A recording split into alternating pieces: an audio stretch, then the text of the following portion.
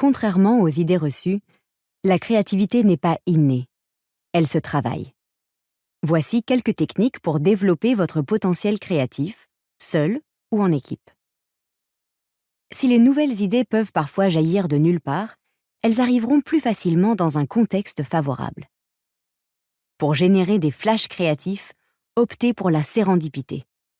Cet état d'esprit propose d'accueillir avec bienveillance toutes les nouvelles idées, même si elles semblent éloignées de l'objectif initial. Il laisse ainsi une large place à la spontanéité et à la surprise. Plus surprenante, la marche créative, organisée seule ou en groupe, peut être très productive. Pour la mettre en œuvre, il vous faudra un environnement serein. Le parcours de la marche peut être balisé. Armé d'un carnet, tous les participants devront réaliser le parcours en se focalisant sur la recherche d'idées pour répondre aux problèmes posés. 10 à 15 minutes suffisent. Carte mentale, acronymes, acrostiches, associations, brainstorming, de nombreux outils permettent de générer des idées en échangeant à l'oral ou en crayonnant quelques mots sur un bout de papier. En voici quelques-uns. Outil le plus célèbre, la carte mentale est largement utilisée en entreprise. Si plusieurs formes existent, la plus efficace semble être celle qui place l'idée principale au centre, puis les idées secondaires tout autour.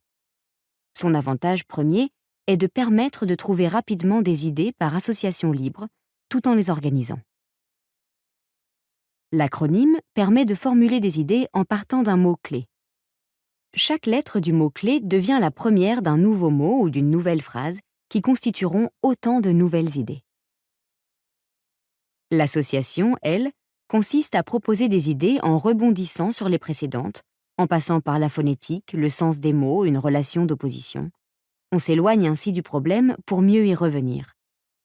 Outil fondamental de créativité, elle vous séduira par son aspect ludique et vous pourrez l'utiliser aisément dans le cadre d'un entraînement.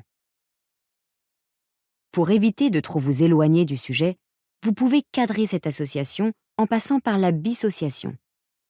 Celle-ci consiste à trouver de nouvelles idées en combinant deux solutions ou deux univers parfois très différents.